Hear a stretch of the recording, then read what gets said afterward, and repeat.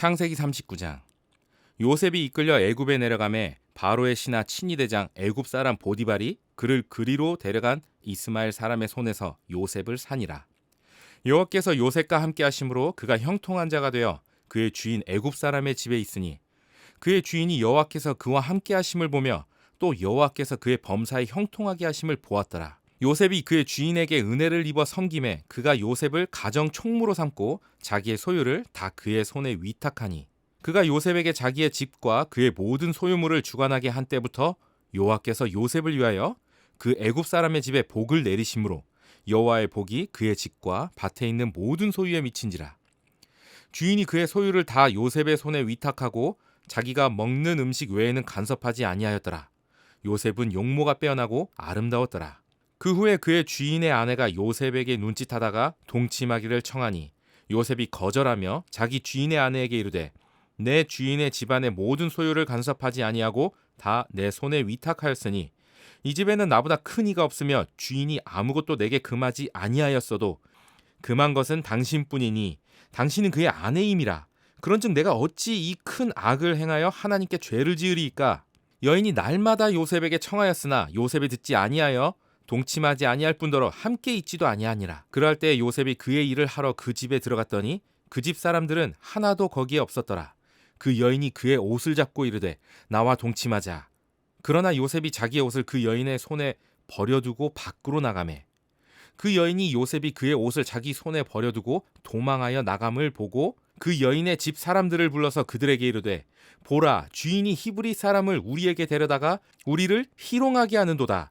그가 나와 동침하고자 내게로 들어오므로 내가 크게 소리질렀더니 그가 나의 소리질러 부름을 듣고 그의 옷을 내게 버려두고 도망하여 나갔느니라 하고 그의 옷을 곁에 두고 자기 주인이 집으로 돌아오기를 기다려 이 말로 그에게 말하여 이르되 당신이 우리에게 데려온 히브리 종이 나를 희롱하려고 내게로 들어왔으므로 내가 소리질러 불렀더니 그가 그의 옷을 내게 버려두고 밖으로 도망하여 나갔나이다. 그의 주인이 자기 아내가 자기에게 이르기를 당신의 종이 내게 이같이 행하였다 하는 말을 듣고 심히 노한지라. 이에 요셉의 주인이 그를 잡아 옥에 가두니 그 옥은 왕의 죄소를 가두는 곳이었더라. 요셉이 옥에 갇혔으나 여호와께서 요셉과 함께 하시고 그에게 인자를 더하사 간소장에게 은혜를 받게 하시매 간소장이 옥중 죄소를 다 요셉의 손에 맡김으로 그 재반 사물을 요셉이 처리하고 간소장은 그의 손에 맡긴 것을 무엇이든지 살펴보지 아니하였으니 이는 여호와께서 요셉과 함께 하심이라. 여호와께서 그를 범사에 형통하게 하셨더라. 오늘 말씀은 환경에서 자유하는 행복한 삶입니다. 누구나 행복한 삶을 살려고 하잖아요. 삶의 질과 만족도를 높이기 위해서 대부분 어떤 선택을 하냐면 내가 가진 어떤 조건이나 환경을 좋아지게 하려고 무진장 애를 씁니다. 왜 그러냐? 우리가 되게 환경에 어떤 영향을 많이 받는 존재들이잖아요. 또 환경에 따라 또 적응하고 또 살아가고 하는 이제 사람들이기 때문에 환경이 좋아지면 우리가 좋아질 것이다. 어떤 조건이 좋아지면 내가 행복할 것이다 라고 많이 생각을 해요. 내가 어떤 것들을 소유하고 어떤 환경에서 살아갈 것인가, 좋은 차를 사고 좋은 집을 구하고 좋은 어떤 주거 환경, 좋은 어떤 학군에서 살려고 굉장히 애를 쓰죠. 또는 나를 힘들게 하는 인간관계들은 우리가 정리하려고 하기도 하고 또 나에게 도움이 되는 어떤 인간관계는 더 그 관계를 맺고 그들 가운데 있으려고 애쓰고 노력하기도 하죠. 그리고 또 내가 가지고 있는 그 어떤 지위나 금전이나 스펙이나 외모나 뭐 재능 이런 것들이 마음에 들지 않을 때는 더 좋은 것들을 갖기 위하여서 쌓기 위하여서 더 부지런히 애쓰고 노력을 합니다. 더 나은 직장, 더 나은 연봉을 주는 회사로 자꾸 옮겨 다니려고 하기도 하고 그러면서 내가 살고 있는 그 환경, 그 어떤 상황, 조건 이런 것들을 좋게 하려고 굉장히 노력하고 애를 씁니다. 왜 그런가? 우리는 환경에 굉장히 영향을 많이 받고 좋은 환경에 있을 때 대부분 행복감을 느끼기 때문입니다. 그렇다면 반대로 그렇지 못하는 상황이 되면 어떻게 될까요? 내가 원하는 상황이 되지 않고 내가 원하는 그러한 조건들이 충족되고 만족되어지지 못할 때는 불행함을 느끼죠. 좋지 못한 상황이 우리에게 닥쳤을 때 불안해하고 염려해요. 그래서 최대한 그러한 상황이 닥치지 않게 하기 위해서 우리는 살아갑니다. 어려움이 없고 부정적인 영향이 미치지 않는 그러한 환경, 그러한 상황, 또 그러한 어떤 그 조건 속에서 우리가 살려고 무진장 애를 쓰고 있고, 그러한 상황이 닥치지 않으려고 굉장히 그 일에 집중하는 거죠. 이러한 우리의 모습이 어떻게 보면 굉장히 환경에 지배를 받는 모습이다. 환경에서 자유하지 못한 모습, 자유하지 못한 거죠. 그 환경에 지배를 받고 굉장히 억눌리고 또 내가 가지지 못한 어떤 불만족한 상황에 집중하면서 그것이 개선되기만을 끊임없이 바라고 그것을 위하여서 내가 막 살아가고 있는 그런 모습. 그래서 내가 그것을 이루지 못했을 때는 아이씨, 나 인생은 망했구나, 나는 뭐 루저다, 막 이러면서 포기하고 막 살아가는 그런 사람들이 많습니다. 그래서 우리의 대부분의 모습이 그러한 모습이에요. 내가 무엇을 가지고 있고 어떤 조건을 내가 충족시키고 어떠한 환경 가운데서 어려움 없이 살려고 하지, 내 자신이 어떤 사람이 되어야 되겠다, 내 자신이 어떤 태도를 갖고 어떤 마음을 갖고 살아야 되겠다 하는 것에 집중하는 사람이 그리 많지 않다.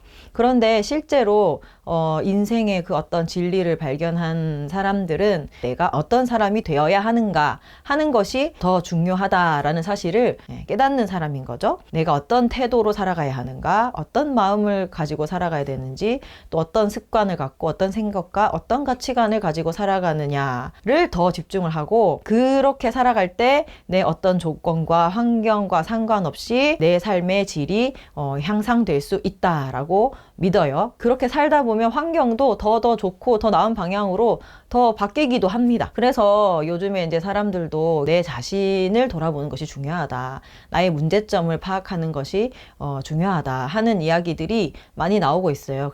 내가 모르는 것이 무엇인지를 알아야 된다. 그렇게 메타인지를 키워라 하기도 하고, 또 상담, 심리 검사 이런 것들이 되게 이제 그 유행을 하는 것 같아요. 그죠?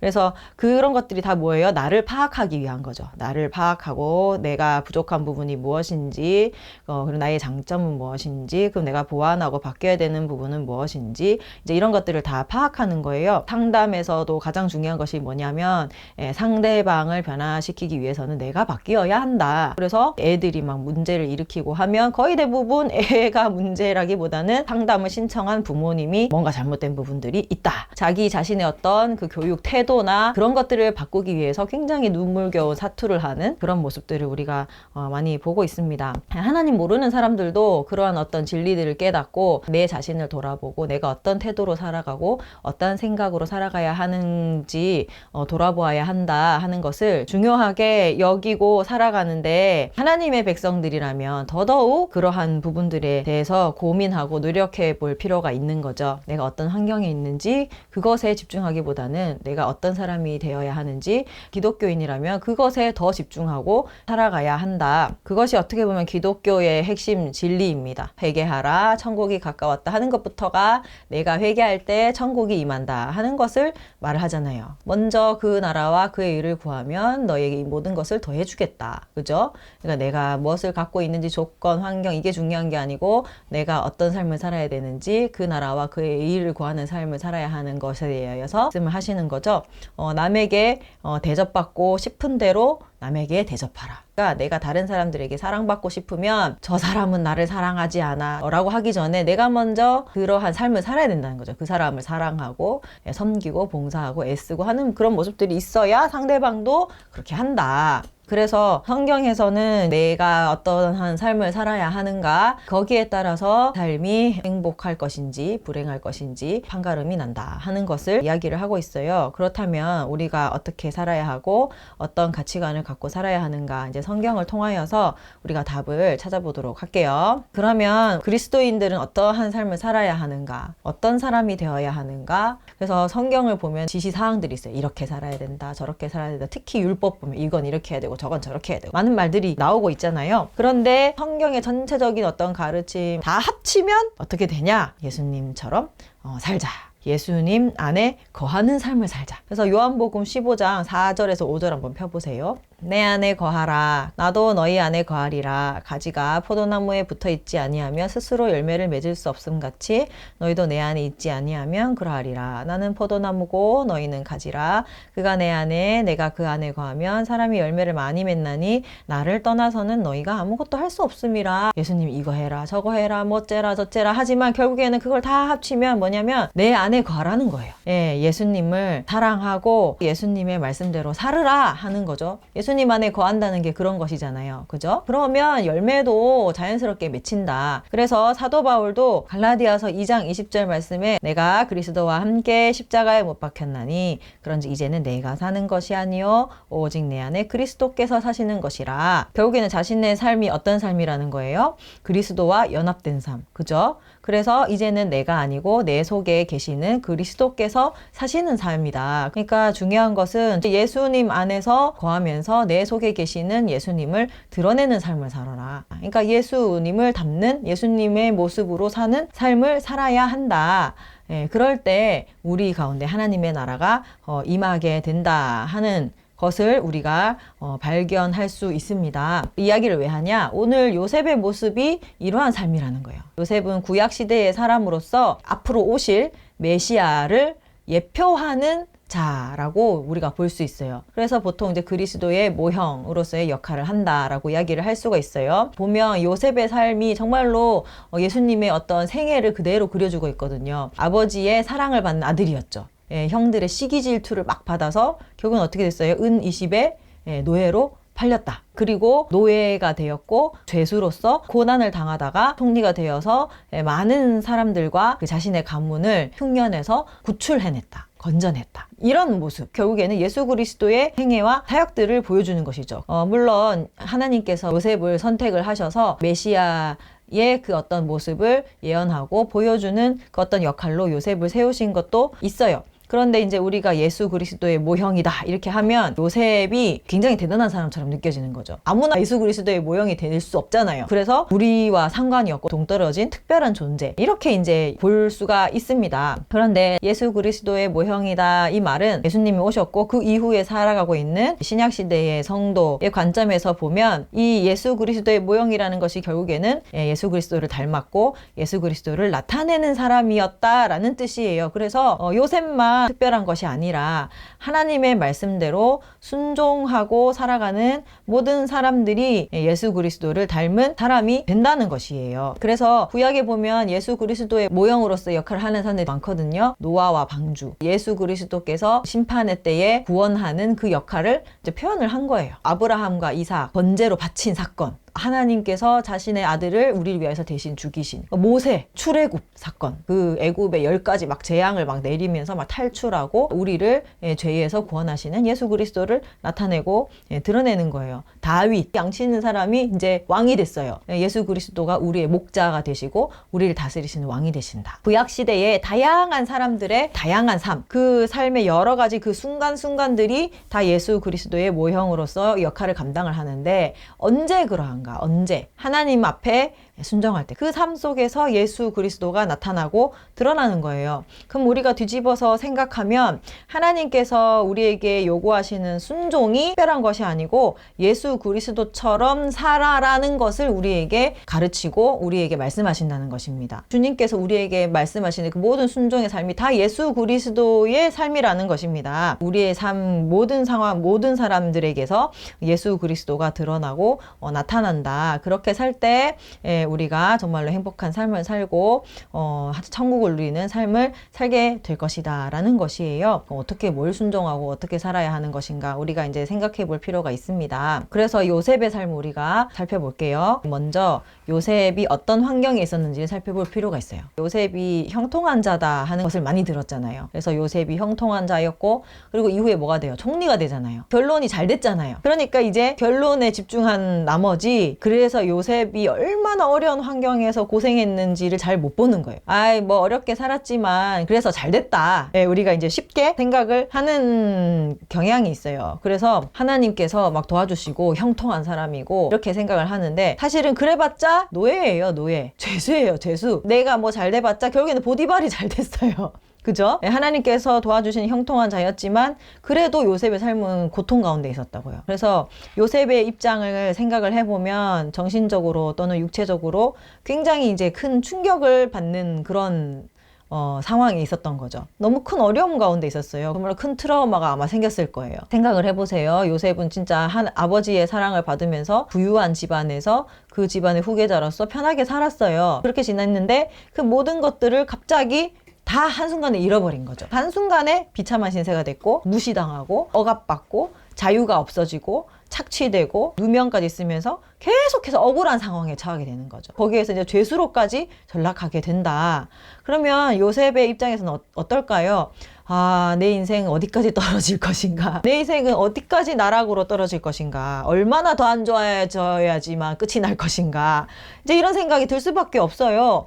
그 상황이 13년 동안 있었다는 거예요. 13년. 20대를 그러한 상황 가운데, 어려움 가운데 처하게 되었다는 겁니다. 사업이 막 잘 되고 집안이 부유하게 있다가 갑자기 하루아침에 압류가 붙고 신용불량자가 되고 우리 가정이 정말로 행복하고 아무 문제가 없었는데 갑자기 어려움이 닥치면서 가정이 파탄이 났다. 아무 문제 없이 행복하게 잘 살고 있었는데 갑자기 시한부 판정을 받았다. 내가 잘 나가던 회사에서 사람들에게 모함받고 시기받아서 강제 퇴직을 당했다. 이런 극단적인 상황이 아니어도 우리 각자가 인생이 갑자기 어려움이 탁 닥치고 아, 인생이 망했구나, 인생이 꼬였구나, 안 좋아지고 있구나 하는 상황들이 다 있잖아요. 요셉이 지금 그런 상황이라는 것이에요. 여러분들이 이런 상황 가운데서 어떻게 생각하겠습니까? 어렵고 힘들잖아요. 너무 고통스럽잖아요. 고생스럽잖아요. 그죠? 두렵잖아요. 그러한 감정들을 느껴요. 그럴 때 우리가 어떻게 해야 되는 거예요? 여기에서 벗어나야 되겠다. 이렇게 생각하는 것이 자연적인 어떤 생각이잖아요. 생각의 흐름이잖아요. 그죠? 나를 고통스럽게 하는 이 상황에서 어떻게 생각하는 거예요? 벗어나야 되겠다. 또는 이 고통스러운 어떤 상황을 없애야 되겠다. 나를 힘들게 하는 사람과 단절해야 되겠다. 나를 힘들게 하는 이런 어떤 상황에서 내가 탈출해야 되겠다. 이제 이런 생각들을 하게 되는 거예요. 근데 이 상황을 어떻게 하면 더 좋게 바꿀 수 있지? 이 상황을 어떻게 극복할 수 있지? 이 상황을 극복하는 것이 나쁜 것은 아니지만 우리가 그것만 생각하는 거예요. 그것부터 생각을 한다는 것입니다. 특히 요셉처럼 억울하게 이러한 일을 당했다. 그러면 더더욱 항변하려고 그러고 투쟁하고 싸우고 어떻게든 이 억울한 상황을 막 해결하려고 하잖아요. 그래서 사람을 찾아가서 그게 아니다 얘기를 하기도 하고 나를 힘들게 하는 사람을 찾아가서 막 싸우기도 하고 여러분이 요셉이었다면 어떻게 했겠습니까? 저는 아마 진짜 어떻게든 탈출했을 거예요. 보디발이 막 이것저것 시켰을 때 반항했을 거예요. 화내고 이 상황에 대해서 분노하고 하다가 안 되면 어떻게 돼요? 사람들이 대부분 좌절하고 네, 더 이상 못 살겠다 이러고 인생을 마감해버리는. 다 해보다가 안 되면 진짜 이러다가 결국에는 차라리 죽는 게 낫겠다. 죽음으로써 내가 고통을 내가 벗어나야 되겠다. 이제 이런 생각들을 사람들이 많이 하잖아요. 아무튼 이 상황에서 어떻게든 벗어나려고 그래요. 근데 충분히 이해는 가요. 왜냐면 너무 고통스럽잖아요. 힘들잖아요. 견디기가 너무 어렵잖아요. 근데 요셉은 이 상황을 벗어나려고 하는 모습이 잘 안 보여요. 오히려 어떻게 보면 여기에 순응하고 사는 것 같아. 요셉은 오히려 그곳에서 엄청 열심히 살아요. 보디발의 집안을 너무 열심히 섬기는 거야. 그 감옥에 가서도 간수장을 도와서 열심히 그 자리에서 진짜 열심히 최선을 다해서 살아요. 요셉은 형통한 자였잖아요. 분명히 자기가 하는 일들이 다 잘 됐단 말이에요. 그러면은 그런 어떤 상황, 자기에게 유리한 상황을 이용을 해서 요셉이 결국에는 어떻게 됐어요? 가정 총무가 됐단 말이에요. 그럼 그 신임을 얻은 틈을 타서 자기 아버지 집으로 도망갈 수 있지 않았을까요? 그 보디발의 아내가 자기를 유혹했잖아요. 그러면 그 기회를 타가지고 도망가 보자. 그 상황을 변화시키려고 애쓰고 노력하고 이러한 모습들이 있을 법도 한데 기회잖아요. 저는 그럴 것 같아요. 근데 이 요셉은 그럴 생각이 없어 보여. 오히려 막 그 보디발의 집안이 잘 되도록 굉장히 애쓰고 노력하고. 왜 그러한 삶을 살았을까? 요셉은 나와 함께 계시는 그 하나님을 인지하고 있었던 것 같아요. 인지.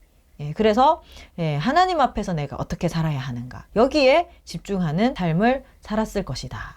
라고 이제 우리가 생각을 해볼 수가 있습니다. 아무튼 요셉의 삶이 굉장히 어렵고 힘든 상황이었지만 이 환경을 하나님께서는 선하게 사용하셨어요. 어려운 상황 가운데서 그동안에 요셉은 영적인 어떤 훈련을 받았고 관리 능력, 행정 능력 이런 것을 13년 동안 계속해서 갈고 닦았어요. 또 그 애굽 사회에 살면서 그 애굽 사람들의 말, 언어, 그 애굽 사회의 어떤 문화, 사회적인 어떤 상황 이런 것들을 잘 파악하고 애굽 사회에 완전히 잘 적응할 수 있는 시간이 되었다. 그래서 어떻게 된 거예요? 총리로서의 역할. 나중에 애굽 전체, 그때 당시 애굽이 굉장히 강대국이고 넓은 영토를 다스리는 나라에서 총리가 된다는 것은 굉장히 많은 일들을 감당을 해야 되고 애굽이라는 그 나라를 잘 알아야 돼요. 이런 것들을 배우는 그러한 시간이 되었어요. 나의 환경이나 상황에 하나님의 섭리와 계획이 있다는 것을 여러분이 아셔야 됩니다. 하나님께서 허락하지 않으시면 참새 한 마리도 땅에 떨어지지 않는다. 참새 한 마리, 한낱 미물 같은 참새 한 마리의 인생도 하나님의 허락 없이는 절대 떨어지지 않는다. 그렇다면 우리의 인생은 더더욱 어떨까요? 그죠? 좋은 상황이든 나쁜 상황이든 다 하나님의 어떤 섭리 아래 있다. 그래서 우리는 나쁜 상황은 항상 악하고 나에게 좋지 않다라고 이제 생각을 해요. 그래서 어떻게든 이것을 바꾸려고 하고 벗어나려고 하고 그것이 잘하는 것이라고 우리는 생각을 합니다. 하지만 하나님의 섭리가 있어요. 그 속에 하나님의 섭리가 있고 때로는 그러한 좋지 못한 상황이 우리에게 필요할 때가 있다는 것입니다. 나에게 안 좋은 상황을 바꾸려고 하는 것이 잘못된 것은 아닙니다. 우리가 노력을 해야 될 때도 있어요. 하지만 그것이 전부는 아니라는 거예요. 좋은 상황도 마찬가지고 사실은 우리가 좋은 상황에서도 하나님께서 나에게 왜 이런 좋은 상황을 주셨지 생각을 해볼 필요가 있어요. 그리고 더더욱 좋지 않은 상황에서도 하나님께서 왜 나에게 이런 것들을 허락하셨지 하는 것들을 생각해 볼 필요가 있다는 것입니다. 여러분 이러한 불행한 때가 우리에게는 종종 필요해요. 그래서 성경에도 보면 광야 40년 그리고 바벨론 포로는 몇 년이었어요? 70년. 그리고 요나는 물고기 뱃속에 며칠 있었어요? 3일. 다윗의 삶을 보면 아무 이유 없이 사울에게 쫓겨서 계속해서 광야 생활을 하고 도망 다니는 도망자의 신세로 여러 해를 살았던 것을 우리가 볼 수 있게 됩니다. 이게 다 필요한 거예요. 그래서 자기가 이제 모압으로 피신하였을 때 하나님이 선지자를 보내가지고 너는 다시 유다 땅으로 그 광야로 들어가라 라고 이제 이야기를 하는 그런 장면들도 나와요. 그러니까 거기 있지 말라는 거죠. 어려운 상황에 들어가라는 거죠. 이 과정에서 뭐가 일어나냐? 우리는 회개하기도 하고 우리의 생각과 마음이 변화되기도 하고 어떤 훈련과 연단을 받기도 하는 것입니다. 그래서 그것을 위하여서 어떤 일정한 정해진 때가 필요한 거예요. 그것을 다 채울 때까지 그러한 어떤 환경이 변화되지 않을 수 있다는 것이에요. 시편 105편 7절 17절 한번 펴보세요. 그가 한 사람을 앞서 보내셨으며 요셉이 종으로 팔렸도다. 18절 봅시다. 그의 발은 착고에 차고 그의 몸은 쇠사슬에 매였으니 지금 상황을 얘기를 하는 거잖아요. 그죠? 19절 뭐라고 되어 있어요? 곧 여호와의 말씀이 응할 때까지라. 그의 말씀이 그를 단련하였도다 라고 이야기를 하고 있습니다. 그러니까 그 하나님의 뜻이 이루어질 때까지 요셉은 그냥 거기 있어야 됐다는 거죠. 그래서 우리에게는 항상 어려운 상황이 처해요. 요셉과 같이 진짜 억울한 상황 가운데 처하든 아니면 내가 실수를 해서 어려운 상황에 처하든 그 모든 그 상황도 하나님께서 허락하신 것이다. 그럴 때는 내가 아무리 벗어나려고 하고 또 심지어는 내가 하나님 앞에 순종한다 할지어도 내가 하나님 앞에 회개했다 할지어도 하나님께서 그 상황을 당장에 나아지지 않게 하실 수도 있다는 거예요. 어쨌든 70년을 채워야 되는 거예요. 요셉도 순종하고 하나님을 경외하는 삶을 살았음에도 불구하고 노예의 신분에서 벗어나지 못했어요. 오히려 더 안 좋아지는 그런 어떤 상황을 맞게 되었다는 것입니다. 어떤 그 때가 있고 채워야 하는 그 어떤 시기와 과정들이 있다는 것입니다. 그래서 오히려 어떻게 보면 내가 어려움을 당하는 그 상황이 나를 위하는 것이라는 것을 우리가 깨달을 필요가 있어요. 그러한 상황에서 오히려 벗어나려고 한다? 생각해 봅시다. 요셉이 그곳을 탈출했다. 어떻게 됐겠습니까? 하나님의 뜻이 이루어지지 못했겠죠. 모두가 다 망했을 것이에요. 그래서 오히려 그때는 그 상황에서 벗어나는 것이 오히려 더 위험하다는 거예요. 나를 더 불행에 처하게 만들 수도 있다는 것입니다. 근데 우리는 그걸 모르는 거예요. 그래서 마냥 이 상황에서 탈출하려고 하고 벗어나려고 하고 그래야지만 우리가 좋아진다라고 우리는 생각하는 것입니다. 우리에게 주어진 상황을 너무 하나님 앞에 원망하지 맙시다. 힘들긴 하지만, 그저 어렵고 마음 상하고 진짜 트라우마 걸리고 어디 정신과 상담을 받아야 할 정도로 내가 힘들고 어려운 그런 상황이 있다 할지라도 그 환경에, 그 상황에 너무 눌려서 두려워하고 하나님을 원망하고 그것이 해결될 때까지 막 골몰하면서 막 그것에 집착하면서 그렇게 하지 맙시다. 오히려 하나님의 손길이 있음을 보고 우리가 한번 감사를 해봤으면 좋겠어요. 하나님 감사합니다. 아, 또 하나님의 뭔가 어떤 뜻이 있군요. 하나님께서 뭔가 하실 일이 있군요. 하나님께 감사하며 하나님의 뜻이 무엇인지를 발견하려고 애쓰고 하나님의 때를 기다리는 그런 것들이 우리가 필요할 줄로 믿습니다.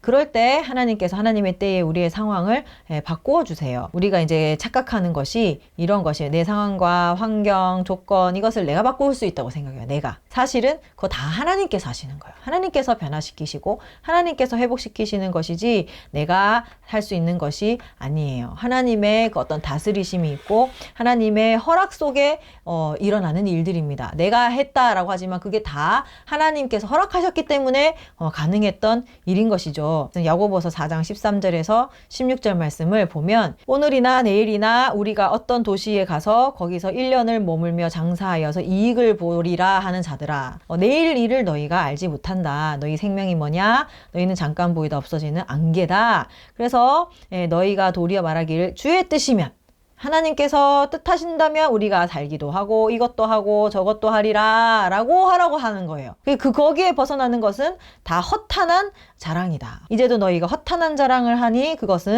그러한 자랑은 다 악한 것이다.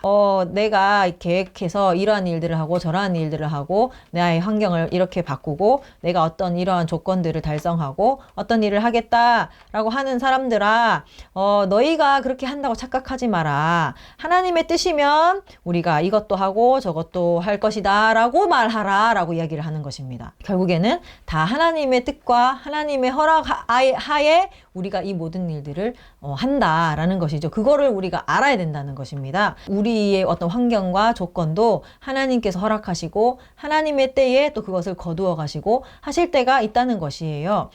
그래서 이러한 관점으로 우리가 보자면 앞으로 내가 어떤 이룰 일들, 내 삶의 목표, 비전 이런 것들도 다 하나님 앞에 맡겨야 되는 거죠. 앞으로 우리가 해야 할 일, 비전, 미래의 비전 이런 것은 사실 내가 생각하는 것이 아니에요. 우리가 자꾸만 착각하는데 내가 생각하고 내가 이룬다라고 생각하는데 그게 아니고 사실은 그런 것은 하나님이 생각하시는 거예요. 하나님이 생각할 것이고 우리는 하나님께서 우리에게 주신 그 어떤 미래의 비전, 꿈을 조금씩 발견해 나가는 것입니다. 아, 하나님이 나를 이런 방향으로 인도하시겠구나. 아, 이런 방향으로 나가게 하시는 것을 기뻐하시겠구나 하는 것을 깨닫는 것이지 내가 계획하고 내가 비전 세우고 내가 내 삶의 목표를 세워서 내가 이뤄가는 것이 아니다. 그것은 내가 생각할 바가 아니라 하나님께서 생각하실 것이고 하나님께서 생각하신 것이 뭔지를 발견해 나가는 것이 우리의 일이다. 라는 것입니다. 근데 이렇게 얘기를 하면 사람들이 이제 너무 운명론적인 것이 아니냐. 너무 우리가 할 게 없는 게 아니냐. 우리 삶이 너무 무기력한 것이 아니냐. 끌려가는 것이 아니냐. 내가 할 수 있는 게 도대체 뭐냐. 이렇게 생각할 수가 있어요. 그래서 오늘 이제 요셉의 삶을 보면서 그러면 우리가 할 것이 무엇인가를 한번 생각을 해볼게요. 우리가 할 것은 무엇입니까? 나의 미래를 어떻게 변화시킬까? 내가 어떤 방향으로 나아가야 하는가? 이거를 생각하기 전에 먼저 지금 당장 내 주어진 상황에서 어떻게 믿음으로 반응을 해야 할 것인가 하는 것을 먼저 생각해야 하는 것입니다. 여러분, 오늘 요셉이 이 상황에서 어떻게 반응했습니까? 하나님을 사랑하고 이웃을 사랑하는 그 삶의 방식으로 반응했어요. 요셉은 정말로 항상 하나님을 인정하고 하나님을 경외하고 하나님을 두려워하고 하나님을 사랑했다. 그래서 하나님 보시기에 정말로 옳게 살려고 애썼고 오늘 모습에서도 볼 수가 있어요. 창세기 39장 오늘 9절에 보면 이 집에는 나보다 큰 이가 없으며 주인이 아무것도 내게 금하지 아니하였어도 금한 것은 당신뿐이니 당신은 그의 아내임이라 그런즉 내가 어찌 이 큰 악을 행하며 하나님께 죄를 지으리까? 라고 얘기를 하고 있어요. 그러니까 요셉은 항상 하나님 앞에서 내가 어떻게 옳게 살아야 되나? 하나님 앞에 어떻게 죄를 짓지 않고 살아야 되나? 이것을 생각을 했다는 것입니다. 그래서 그렇게 생각하며 살았더니 이웃을 사랑하는 모습으로도 나타나게 되었다. 그래서 누구보다도 정말로 성실하게 그 어떤 종보다도 성실하게 열심히 일하면서 보디발의 가정을 섬겼어요. 요셉은 재능을 잘 발휘하고 성실하게 살면서 뭘 했냐? 그 보디발의 사업이 늘어나도록 굉장히 애쓰고 노력했다는 것입니다. 요셉이 왜 그렇게까지 열심히 했나라고 하는 것을 이렇게 적혀 있지는 않지만 유추해 볼 수 있어요. 아까도 말했지만 요셉은 하나님 앞에서 내가 어떻게 살아야 하는지를 고민하는 사람이라 했잖아요. 그죠? 그랬을 때 나는 이렇게 생각했을 것 같아요. 내가 비록 억울한 상황을 당해서 노예가 되었긴 하지만 보디발의 입장에서는 정당하게 돈을 주고 나를 샀잖아요. 그래서 내 입장에서는 억울하지만 보디발의 입장에서는 나를 산 그 어떤 정당한 소유권이 있다는 것입니다. 그랬을 때 내가 만약에 여기서 탈출한다? 그럼 뭐예요?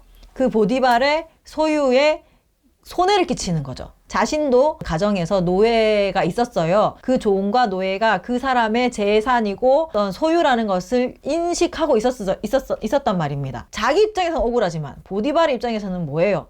정당하게 대가를 지불하고 자신을 산 소유권을 받은 사람이에요. 근데 내가 거기에서 반항하고 난동을 피우고 이렇게 하면 그 사람의 소유에 심각한 타격을 미치게 된다. 그것이 하나님 보시기에 옳을까? 라고 아마 생각해 봤던 것 같아요. 내 자신의 그 어떤 감정, 내 자신의 지금 상황, 이거 생각하지 않았죠. 그게 아니고 진짜 하나님 보시기에 어떤 것이 옳은 것인가를 깊이 생각해 본 결과가 저는 이거라고 생각을 합니다.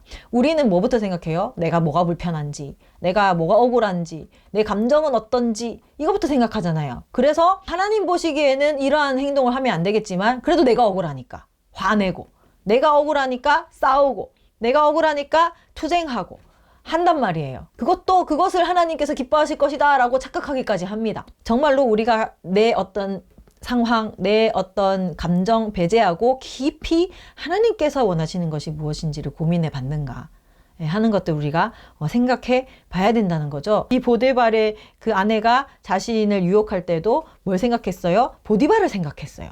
보디발에게 해를 끼쳐서는 안 된다. 그리고 그것이 하나님 보시기에 악을 행하는 것이다. 보디발의 아내가 유혹을 할 때 이게 기회다.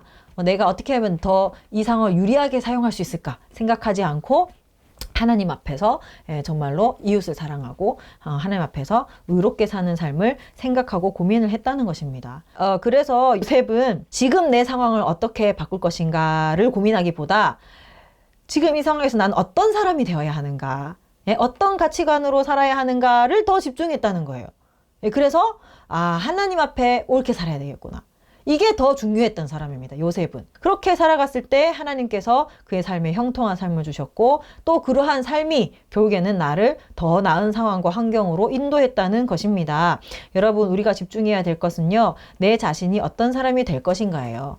내 자신이 어떤 사람이 될 것인가, 그리고 내가 내 자신의 부족한 점은 없는가, 이런 것들 우리가 돌아보고 회개하고 변화하고 고치는 것들이 필요합니다. 고린도전서 7장 24절에 중요한 말씀이 기록되어 있어요. 뭐라고 되어 있어요? 형제들아, 너희는 각각 부르심을 받은 그대로 하나님과 함께 거하라. 결혼한 사람은 결혼한 대로, 갈렸으면 갈린 대로, 할례를 받았으면 할례를 받은 대로, 무할례자면 무할례자인 대로, 또 종이면 종인 대로, 자유자면 자유자인 대로 그대로 하나님 안에 거하는 것이 중요하다. 그래서 여기 보면 이렇게 나와 있어요. 너희가 종이냐? 너무 염려하지 마라. 그 상황에 너무 염려하지 마라. 그런데 또 바꿀 기회가 있으면, 거기에서 자유할 기회가 있으면 또 자유해라. 그러니까 사도 바울이 얘기를 하는 것은 내가 지금 어떤 상황에 처했는지, 어떤 환경에 처했는지 그게 중요한 것이 아니라는 거예요. 종이면 종인 대로 또 하나님께서 주시는 은혜가 있고, 내가 또 자유하면 자유한 대로 또 하나님께서 주시는 은혜가 있다는 거예요. 그것이 내가 종이면 불행하고 자유자면 행복하고 그게 아니라는 거예요.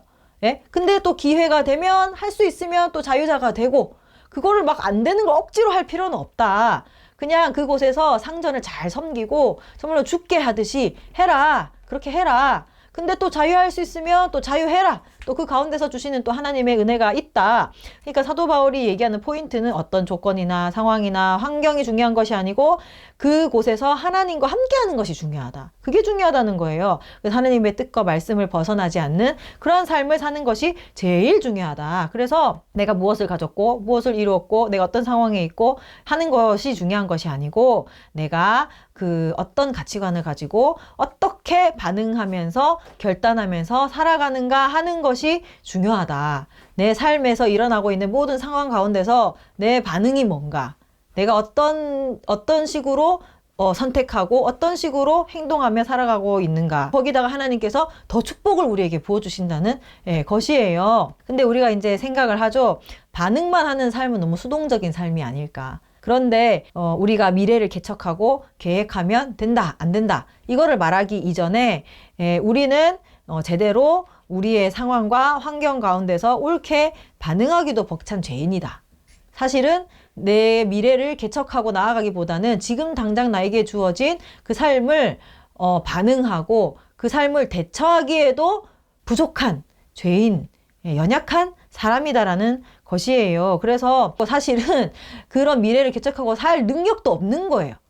그런 능력이 턱없이 부족한 거예요. 정말로 나에게 좋은 것이 무엇인지를 잘 알지도 못하고 내 미래를 어떻게 그려야 하는지도 잘 모르고 그리고 그것을 이룰 능력도 없는 사람이에요. 단기적으로는 이룰 수 있어요. 그렇지만 정말로 그 사람의 그러한 삶이 그 사람에게 행복한 삶인가? 끝까지 가봐야 아는 거예요. 그래서 먼저 우리는 나에게 주어진 상황에서 내가 어떻게 행동하고 반응해야 하나님 보시기 옳은지 하는 것부터 생각할 필요가 있다. 그것이 잘 되면 그 다음 단계, 우리가 그 다음 단계를 생각하고 또 우리가 우리 자유의지대로 또 소원을 품기도 이렇게 됐으면 좋겠다 소원을 품기도 하고 또 나름대로 계획도 해나갈 수가 있어요. 그렇지만 반드시 이게 되어야 되고 이게 안 되면 나 인생은 불행하고 막 이렇게 생각하는 것은 옳지 못하다. 내가 반응하는 삶, 그런 삶을 살아가다 보면 어느새 하나님이 우리에게 허락하신 풍요로운 미래로 우리가 나아가게 된다는 것입니다. 그렇게 살았을 때 요셉의 삶의 결과는 어떠했는가? 어디로 가든지 형통했다. 그죠? 이 형통이라는 것은 뭐예요? 내가 하고자 했던 바가 이루어지고 성취되고 형통한 것을 하나님께서 허락하신다. 그래서 요셉이 굉장히 성실하고 노력하고 진실하게 살면서 그렇게 살았잖아요. 그죠? 그래서 그 가운데 하나님께서 복을 내려주셨다. 그래서 하나님께 순종하면서 하나님 백성답게 살아가면 하나님은 항상 형통의 복을 주십니다. 그것이 하나님의 법칙이에요. 여호수아 말씀 보면 이 율법책을 네 입에 떠나지 말게 하며 주야로 그것을 묵상하여 그 안에 기록된 대로 다 지켜서 행하라. 그리하면 내 길이 평탄하게 될 것이며 네가 형통하게 될 것이다 라고 이야기를 하고 있어요. 다윗도 보면 하나님 앞에 순종하며 나갔더니 어디로 가든지 다 이겼다. 어디로 가든지 다 이겼다. 그러니까 형통은 하나님께서 주시는, 하나님 앞에 순종하는 자에게 주시는 그 하나님의 축복이라는 거죠. 그러면서 그들을 통하여서 주변 사람들도 혜택을 누리게 되고 그 주변 사람들이 인정하는 거예요. 하나님이 너와 함께 계시는구나 라는 것을 인정하게 된다는 것입니다. 그러면서 주변 사람들에게도 은혜를 받게 되는 거죠. 이게 하나님께서 우리에게 약속하신 축복이에요. 이게 사실은 어떻게 보면 잠언에 나오는 지혜로운 사람의 특징입니다. 하나님을 경외하는 사람, 그리고 하나님의 말씀을 기억하는 사람, 음녀의 유혹을 거절하는 사람, 이 사람이 지혜로운 사람이다. 요셉이 딱 그렇게 했잖아요. 요셉의 삶이 그런 삶이었어요. 진짜 하나님을 경외하고 말씀대로 살려고 애쓰고 노력하고 그 음녀의 유혹을 거절한 사람인 거죠. 그 사람은 어떻게 되냐? 하나님과 사람 앞에서 귀중히 여김을 받는다라고 잠언 3장 3절에서 4절에 그렇게 기록이 되어 있습니다. 이러한 지혜로운 삶이 결국에는 어떤 삶이에요? 예수 그리스도의 삶이고, 그래서 우리가 하나님을 사랑하고 이웃을 사랑하는 가운데 예수 그리스도가 나타나게 되고 행복한 삶을 살게 되고 천국을 누리게 된다는 것입니다. 여러분, 우리가 너무 환경을 바꾸려고 애쓰지 말고 나를 그리스도인답게 바꾸면서 살아갑시다. 나를 예수님 닮는 삶으로 바꾸면서 살아가려고 합시다. 여러분, 우리의 환경 때문에 너무 두려워하지 말고 걱정하지 말고 하나님 앞에 맡기고 그 안에서 자유합시다. 이 상황이 필요하고 과정이고 하나님의 때가 있다는 것을 믿으면서 우리가 그 상황 가운데서 어떻게 살아가야 할 것인지를 고민하면서 하나님 보시기에 옳은 삶을 살아가려고 애쓰고 노력합시다. 그럴 때에 우리의 삶에 주님이 드러나시게 되고 순종하면서 살아갈 때 하나님께서 영광을 받으시고 우리의 삶에서 기쁨과 감사가 넘쳐날 수 있을 줄로 믿습니다. 아멘. 그러한 삶이 우리에게 천국을 주고 우리의 삶에 행복한 삶을 허락한다라는 것입니다. 나에게 주어진 어떤 조건, 환경보다 내가 어떻게 살아야 하는지에 더 고민하고 애쓰는 우리의 모습이 되었으면 좋겠습니다.